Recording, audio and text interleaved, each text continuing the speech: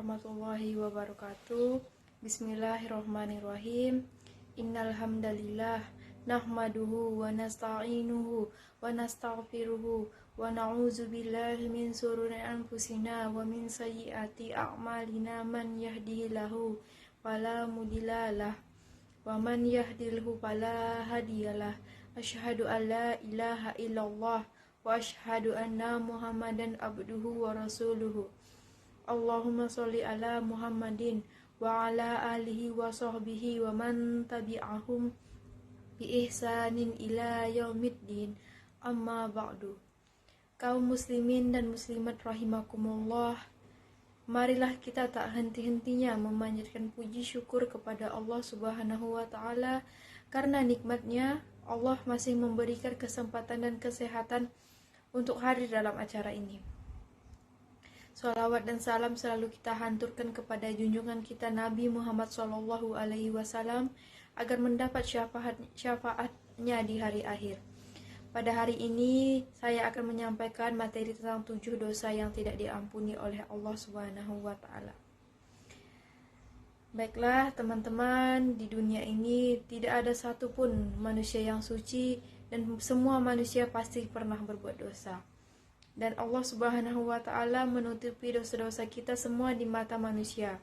Seandainya Allah membuka aib-aib kita, maka tidak ada seorang pun yang mau berteman dengan kita. Kita diminta oleh Allah untuk bertaubat atas dosa-dosa kita. Dosa-dosa itu terdiri dari dosa kecil dan dosa besar. Seperti yang dijelaskan dalam surah An-Nisa ayat 31 yang berbunyi, A'udzubillahi minasyaitonirrajim. Bismillahirrahmanirrahim. In tajtanibu kaba'ira man tunhauna anhu nukaffir ankum sayyi'atikum wa nudkhilkum mudkhalan karima. Yang berarti, jika kamu menjauhi dosa-dosa besar di antara dosa-dosa yang dilarang mengerjakannya, niscaya kami menghapus kesalahan-kesalahanmu dan kami akan masukkan kamu ke dalam tempat yang mulia. Dan juga disebutkan dalam hadis yang berbunyi, jauhilah 7 dosa yang merusak. Para sahabat bertanya, ya Rasulullah, apakah itu? Beliau kemudian menjawab, syirik kepada Allah, sihir, membunuh jiwa yang Allah haramkan, memakan riba, memakan harta anak yatim, berpaling dari perang, menuduh zina terhadap wanita-wanita yang menjaga kehormatan. Hadis riwayat Bukhari. Teman-teman, yang pertama adalah syirik kepada Allah Subhanahu wa taala. Jika sampai akhir hidupnya masih syirik kepada Allah, bahkan tidak beriman kepada Allah, sudah pasti dosanya tidak diampuni oleh Allah.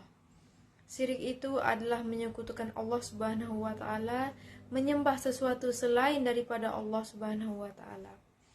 Setiap hamba Allah yang ada kalimat la ilaha illallah Muhammadur Rasulullah, yang mengakui Allah adalah Rabb-Nya dan Rasulullah adalah Rasul-Nya, di mana ia mengakui walaupun hanya sebiji zarrah, artinya dia punya keimanan di dalam dirinya.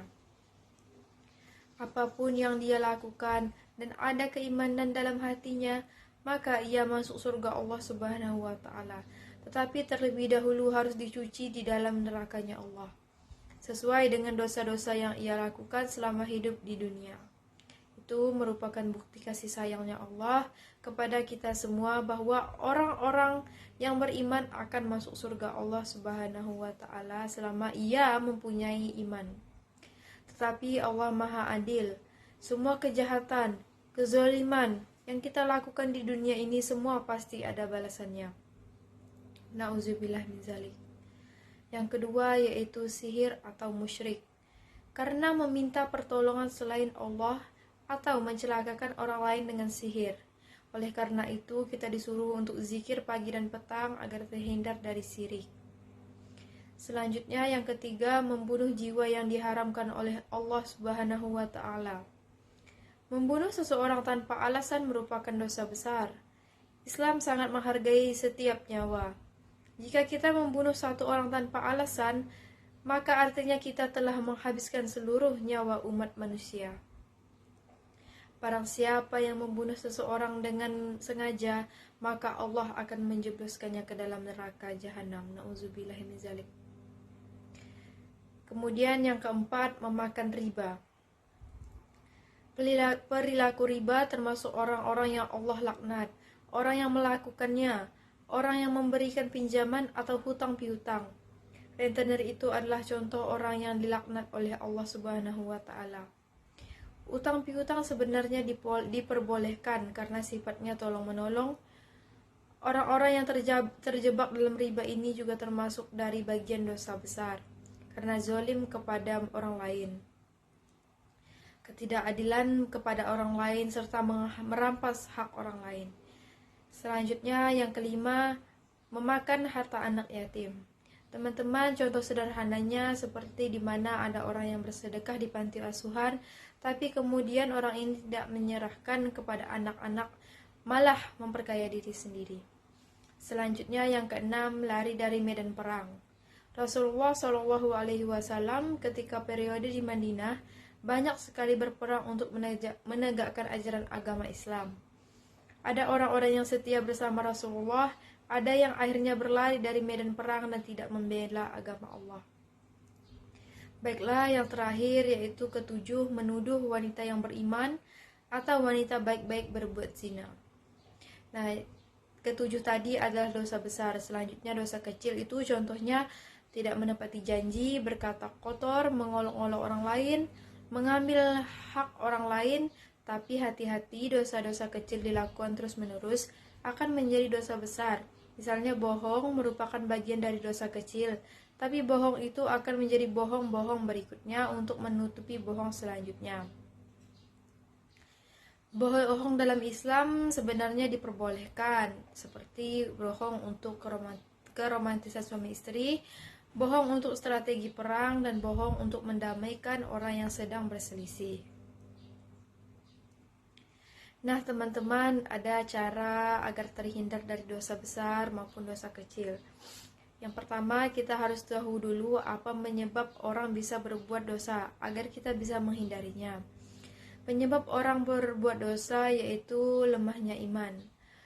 Iman manusia itu naik turun. Iman naik karena ketaatan dan turun karena kemaksiatan dan kurangnya ilmu. Tidak tahu akan ancaman-ancaman Allah atas perbuatan yang ia lakukan karena tidak ada ilmu. Contoh, wala taqrabu zina. Allah mengatakan jangan dekati zina seperti memandang yang bukan muhrim. Kemudian jangan berteman dengan orang yang menjerumuskan kita kepada kemaksiatan. Kita boleh bergaul dengan siapa saja karena Islam merupakan rahmatan lil alamin. Namun, jangan sampai kita terbawa oleh kemaksiatan yang mereka lakukan. Teman-teman, demikianlah ceramah yang bisa saya sampaikan. Semoga apa yang saya sampaikan bisa bermanfaat bagi kita semua. Jika ada yang baik, itu datangnya dari Allah Subhanahu wa taala, dan jika ada yang buruk, itu datangnya dari saya sendiri. Mohon maaf atas kehilafan tutur kata dan perbuatan. Semoga Allah Subhanahu wa taala mengampuni dosa-dosa kita dan semoga Allah membimbing kita ke dalam jalan yang benar. Akhir kata, wabillahi taufik wal hidayah. Wassalamualaikum warahmatullahi wabarakatuh.